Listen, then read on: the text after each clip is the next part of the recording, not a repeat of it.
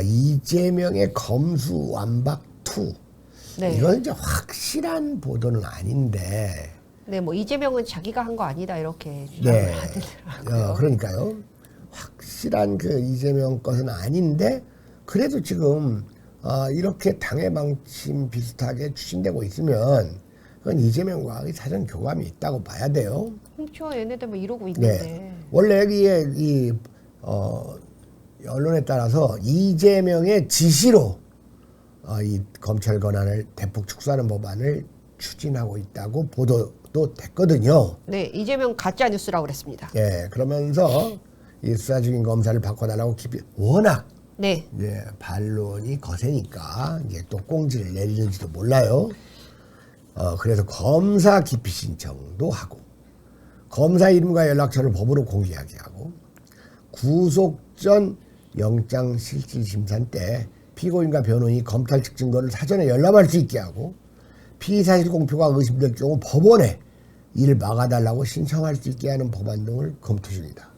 근데 이게 피의사실 공표가 저는 늘 좀 네. 헷갈려 이게 좀 이게 피의사실 공표인가라는 생각 네. 드는 게 보통 이거를 공표한다라고 하면 검찰이나 아니면 뭐 법무부 장관이나 이런 사람이 공개적으로 기자들 앞이나 이런 데서 피의 사실을 얘기하는 게 공표지. 네. 기자들이 어디에 빨대 꽂아서 이거를 알아내서 하는 거를 공표라고 하진 않지 않나요? 그렇죠. 이제 그러니까 이제 공표라고는 않고 이제 유포라고는 할 수 있겠죠. 유포. 근데 어쨌든 이건 참 어려운 문제예요. 그리고 일단 기소가 된 사람은 이건 피의사실 거기에 해당 안 돼요. 기소가 된 후에는. 그리고 이것이 이제 그 언론의 취재 영역인지 아니면 피의사실을 검찰 측에서 유포한 거지 그걸 따질 수가 없게 돼 있어요. 네. 아예 막 마이크다 대고 이렇게 뭐 발표를 했다면 몰라도 그래서 실제로 이런 그 법을 채택하고 있는 나라는 거의 없고 또 이 피의 사실 공표라는 법을 채택하는 데가 거의 네, 없다고. 없습니다. 네. 없고 또 이 법에 의해서 처벌된 사례도 하나도 없어요. 그러니까 이건 사실 그래요? 이게 유명무실한 폐기 상태로 있는 법이에요. 그러니까 이 얘기가 전에는 계속 뉴스에 뭐 누가 이걸로 뭐 구속이 됐다 이런 얘기 나와도 한 번도 이런 얘기를 한 적이 없는데 어느 순간부터 이 말이 나오는 게 저는 조국 때부터 이 말이 나오지 않았나 싶어요. 아니 근데 노무현 때도 많이 나왔어요. 노무현 때. 때도 뭐 논두렁식이 어쩌고저쩌고. 근데 그런 건 피사실을 흘린 검찰 측도 뭐 잘못이지만 언론들 네. 이 기레기들이 지멋대로 또 이렇게 기사를 쓰지 않고 소설을 쓰는 애들 있잖아요. 취재 경쟁. 예, 그렇기 때문에 이게 이제 피사실 이 공표라는 게 참 모호합니다. 근데 어쨌든 뭐 이 보도에 따르면 이건 이재명 방탄용 입법이다라는 비난에 직면하지 않을 수가 없겠죠. 네. 자, 이거에 대해서 이 한동훈 장관이 아주 이렇게 간단하게 논박을 했죠. 차라리 이재명 처벌 금지법을 만드는 것이 국민에게는 낫겠다. 왜? 그건 이재명 하나만 되니까요. 네. 한번 읽어주시죠. 네. 정치가 국민을 지키는 도구여야지 범죄 수사를 받는 정치인을 지키는 도구가 돼서는 안 된다.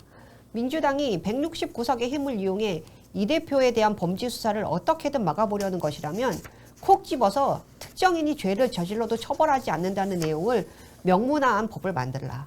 이 한동훈 장관이 여전히 아주 이 적절한 언어와 단순 명쾌한 논리로 더불어민주당이나 정의당의 허튼 소리들을 이렇게 제압해가는 모습을 초질과 보여주는데 또 본인은 또 얼마나 많이 노력을 하겠어요.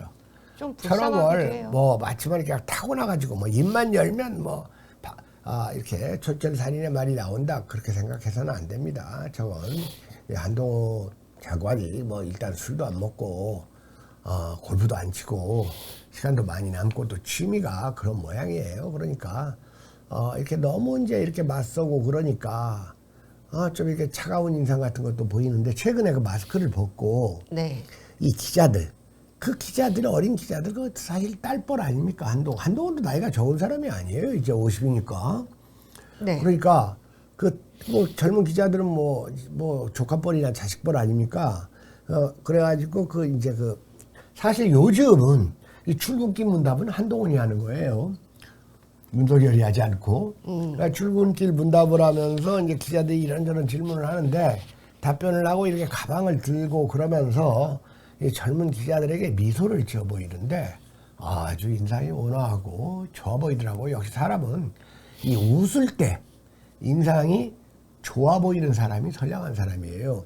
웃어도 웃는 것 같지 않은 사람이 있잖아요. 정청래? 네. 웃어도 웃는 것 같지 않고, 웃어도 눈이 웃지 않고, 입만 비아냥거리고, 네. 눈이 웃어도 눈이 약간 이렇게 간살스럽게 이렇게 흐드러지는 웃음. 그런 사람들은 웃어도 보기에 좋지 않죠. 그런데 한동훈이 그렇게 본격적으로 미소 짓는 장면을 영상으로 보니까 아주 좋아 보이대요. 저렇게 말하는 사진보다. 어쨌든 우리는 지금 이 윤석열 이 정권 그리고 이어서 한동훈 정권이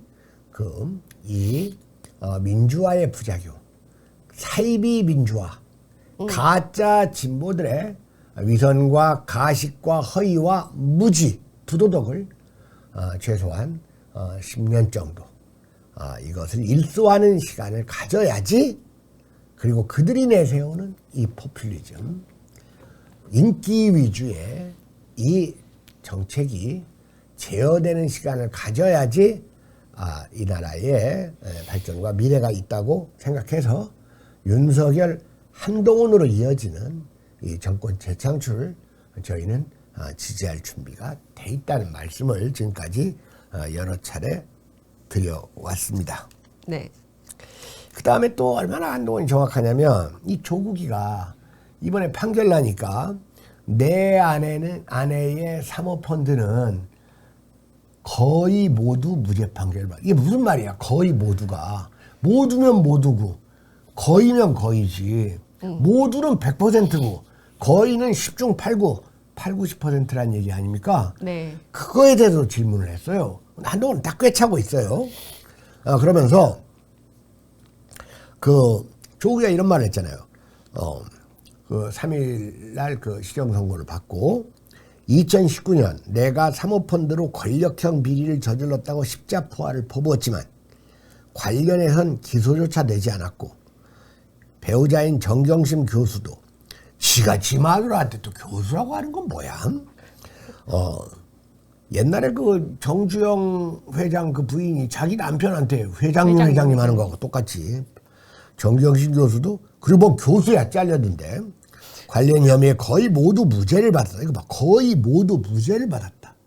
이렇게 주장한 거에 대해서 어떻게 생각하냐고 이 한장관한테 물으니까 바로 답변이 나오더구만요. 뭐라면 코링크 P, 이 P가 사모펀드입니다. 네.